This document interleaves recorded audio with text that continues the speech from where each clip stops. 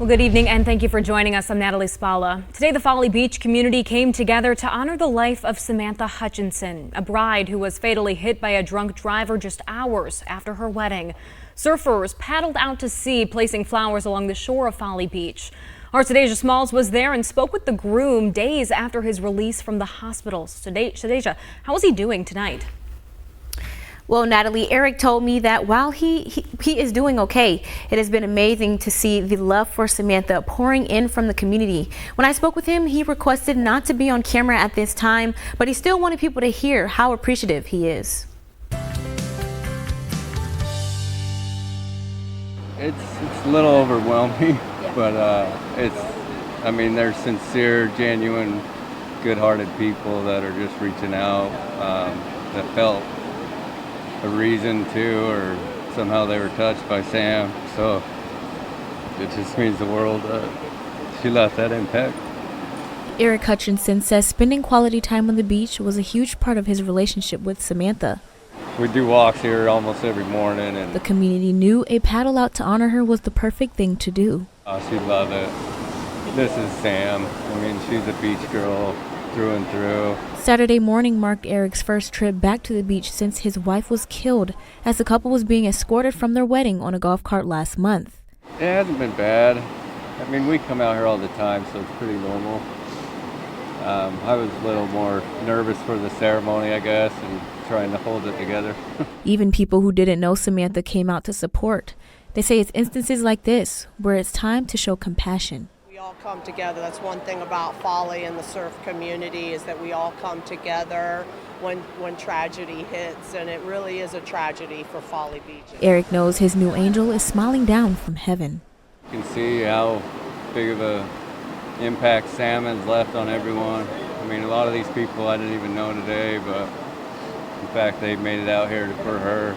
It means a lot.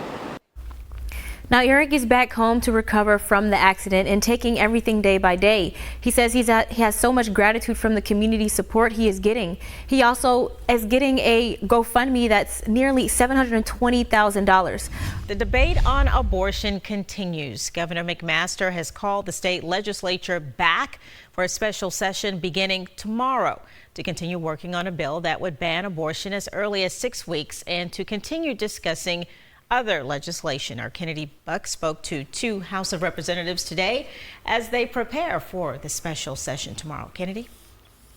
Tessa, I spoke with two lawmakers. They tell me they're preparing for long nights and early mornings until a vote is made. Even though both representatives come from different parties, they both hope that when this session comes to an end, key issues will be resolved.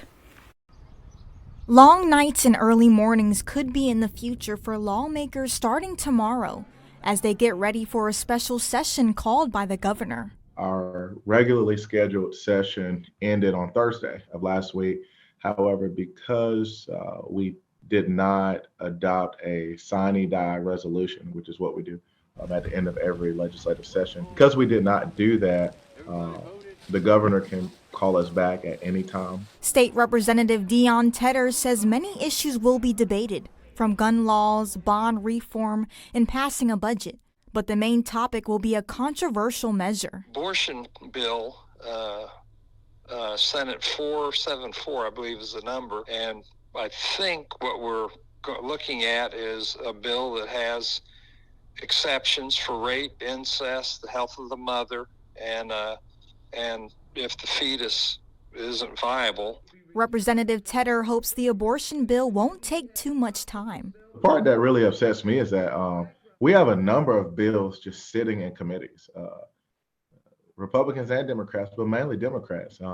We have bills dealing with things that are affecting people every day, affordable housing, our education, Medicaid expansion. We won't even do that. As for the budget, State Representative Joe Bustos hopes one issue that affects the Lowcountry is brought to light. There are some differences of opinion on, for instance, the short-term rental amendment that was placed in the budget. The municipal association and a number of mayors have come to us, and I don't think that's good for the towns, cities, and the counties to have their authority taken away from them and brought up to the state. With many items coming from both parties, lawmakers say they hope they can finally come to an agreement. Now, just last month, the Senate failed to pass the Human Life Protection Act, which would have been a total abortion ban. Tonight, first at 6, a teenager's body was recovered in the water at Givens Ferry State Park. This afternoon, officials say a young man was swimming with his friends Sunday in the Edisto River when he went underwater. It's the second time in the last 2 weeks a search was held to find a missing swimmer. Tara Jabor tells us about the latest search and what officials want people to know about the dangers of swimming in the river. After 9 hours of searching on the Edisto River, the body of a teenager was found. Dorchester County, Colleton County, and SCDNR worked together to find the young man. We had divers, we had boats.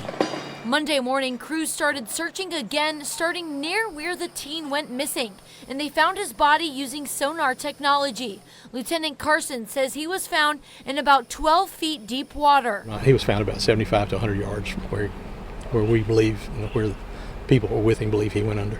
And Dorchester County officials tell us that there are a lot of dangers of swimming in the Edisto River. Whether it's the current or what lies beneath the water, it just depends on where you are along the Edisto River.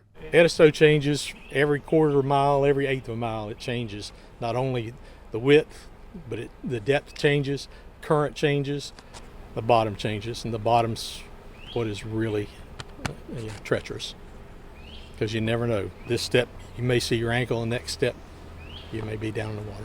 SCDNR says the Edisto River is a black water river, meaning there's a lot of leaf litter and vegetation that could contribute to challenges for swimmers. When you have current and tide like that, the depth of the water is going to be changing constantly.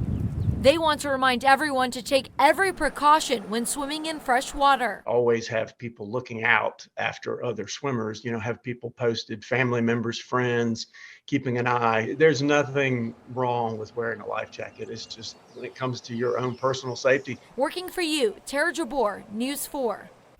And right now, we do not know the identity of that teen. Earlier this month, officials say 6-year-old Aria Moody drowned after falling into the river near the Morrow's Old Field Boat Landing area.